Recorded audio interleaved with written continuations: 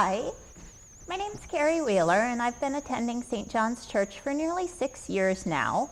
Usually I come with my family, which includes my husband, A.J. Wheeler, my son Mason, who's 11, and my daughter Ellie, who just turned 7 this past week. They actually helped contribute many memories to the stories I'm about to tell. And they were going to be here today to help me deliver this message, but they opted to go enjoy some of the remaining gorgeous fall weather that we have out there. So I'll just go this on my own. When I came home and said that we were going to be helping out with the church's stewardship campaign, their first question was, well, what is that? So we went to Google Dictionary and looked up stewardship. And in the most basic sense of the word, it really just means to take care of something. So I said, well, in thinking about our church at St. John's, why do you think we want to take care of it? And my son Mason said, well, because our church does so many wonderful things for people in the community. And I said, that's true. What else? And my daughter Ellie, being a little more egocentric, said, because it makes me happy. And so we shared some memories of things about the church and moments in the church that have really made us happy. And the kids came up with dozens of memories. Memories involving children's chapel, children's services like today, coffee hour, the Bright Beginnings preschool that my daughter Ellie went to, and all the wonderful other children's activities that are part of our church. So I just wanted to share a couple of my favorite moments about this church that fill my heart with gladness. And the first of those is actually the very first time that we came to St. John's. It was Christmas Eve day 2009. We had been living in Jackson for a little over 4 years at that time and had been sporadically going to one of the Lutheran churches in town.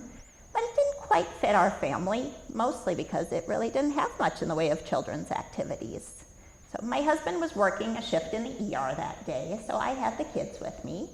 Mason was just over 5 and Ellie had just turned 1.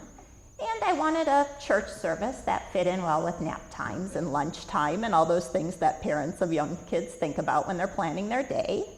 I looked in the paper and saw that St. John's had a service at noon that day. I didn't realize that it was a smaller, quieter service in the chapel and not the traditional family service. So we went to it. We sat in the back, and it was a quiet, very nice Christmas Eve service. Not many other young families were there. The kids were very good, although, as kids generally are, they made some noise during the service. I was planning to quietly sneak out the back afterwards, but several of the couples who were at the service came up to us afterwards, welcomed us, and said how nice it was to hear the sound of children in the chapel. And that moment just really stuck with me and filled my heart with joy. So a couple weeks later, we decided to come back and attend one of the more traditional family services on a Sunday morning. It happened to be the Feast of the Epiphany, and as we walked in, all the children were gathered in the narthex in various costumes, getting ready for the Epiphany pageant.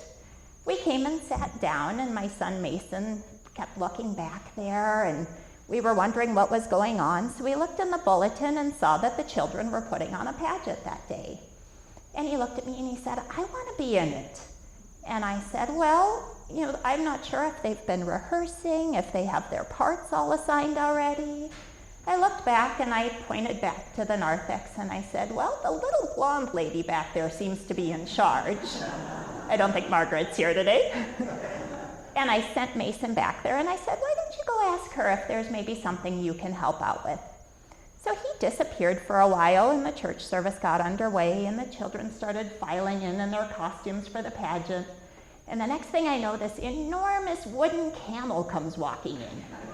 And you couldn't even see who was in the camel. There was just this little pair of feet and the big camel. And then as he passed my pew, Mason's head popped out from behind the camel and he said, hi, Mom. And he kept on coming up the aisle and was part of the Epiphany pageant.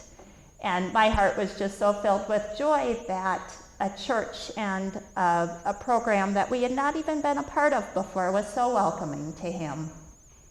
And then over the 6 years since then, I've watched my children grow and truly become a part of the church family here.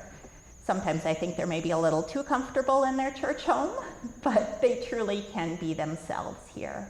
So On Consecration Sunday, when I fill out the pledge card for our family, I'm going to think about all those moments of gladness and joy that St. John's has brought into the lives and into my heart. And I hope you'll do the same.